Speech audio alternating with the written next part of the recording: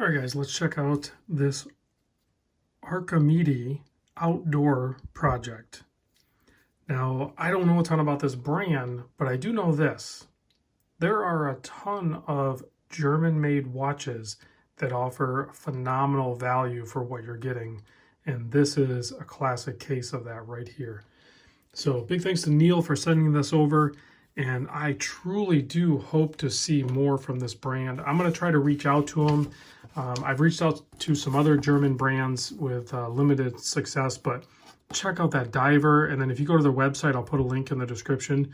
They have one with a metal bezel insert. I am definitely interested in seeing that. They have a Flieger watch. They have some chronographs, some more classic style. They have some really interesting stuff. And they do, including on this one, they do a hardened case process. So this is like harder, like 1200 Vickers or something case, whatever their process is to achieve that. They do that, and it makes it more scratch resistant and probably more corrosion resistant. I'm not sure, but very cool nonetheless. I'll put a link to the website in the description.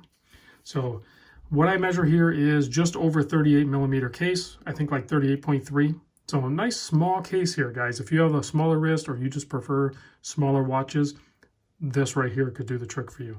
38.3, 43.5 lug to lug, and check out that case profile. There is some fun things happening here. Nice smoothed out crown guards, you know, almost like a hooded 18 millimeter lug width here.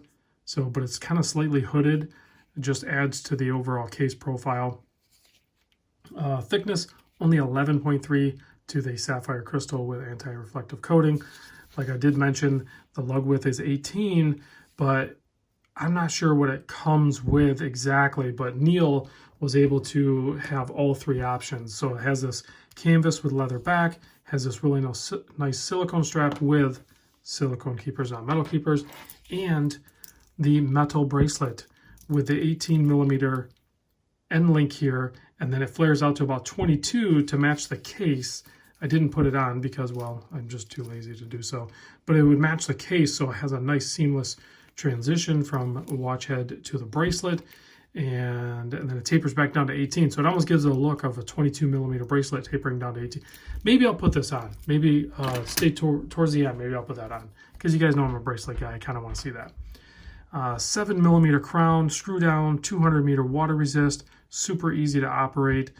And I'm a little unsure which movement, because in the brochure it says either the ETA 2824 or the Sellita SW200. So it might have one or the other. And they do that. I mean, a lot of these brands are doing that as, it just depends on what they can source at the time. So both of them are great movements and they're comparable. So they're competing movements. Let's see here. What else do we have? Made in Germany. I did mention that. If you look on the case back here, very simple, clear information. I did throw this on the time grapher, dial up running +4 seconds. And I can tell you Neil has worn this watch. And like some of the other watches that he sent in that have scratches, this one does not have the scratches. Interesting, huh? Well, not really, because that's what they did to the watch and the bracelet. So if you're a heavy wearer of watch, look for something that has you know, a hardened case. There's a lot of German-made watches that have that option. Or if you're looking at the micro brand, I think Traska has a really good scratch-resistant coating on their watches. So if you're prone to banging and scratching your watch up, look at some brands or some hardened case materials. I think you'll be happy with your decision. So I did the conversion, the euro price over to the US, roughly conversion snapshot in time. Today is October 17th, and I think this guy with the bracelet should run you about 944 US dollars. So you're still under that $1,000 price point, but you got to remember there's some tech involved here. So yes, I'm not dismissing that, you know, almost $1,000 is not a lot of money. It is a lot of money, but you're also getting a lot of watch, and you're getting something that is unique, its own design and everything like that. So let me switch bracelets. And here it is on bracelet. Perfection. It has made it up perfectly. It almost gives it a feel of an integrated lug type system. That's just the feeling that I get. And you know, one thing that's super cool you got to keep in mind, Neil sent over a few watches, and he sent over this, and he sent over a Marathon JSAR, which is a monstrosity of a watch. And I think, if I'm not mistaken, Neil might have about a 7.5-inch wrist, so slightly larger than my wrist, but yet he enjoys and wears watches of all sizes. I tend to get locked into a certain size depending on how I'm feeling, and I'll kind of stay in that category for a little while. So it's interesting to me, at least, to see watches being sent in from one collector and having a 38 millimeter and a 45 millimeter. It's just, I don't know. I thought it was pretty cool. I figured I'd mention it. So I think the lume on this is BGW9. It is a very, very white printing on here. So let's kill the lights and let's confirm that theory with some blue lume. Yeah, there it is. There's the blue lume.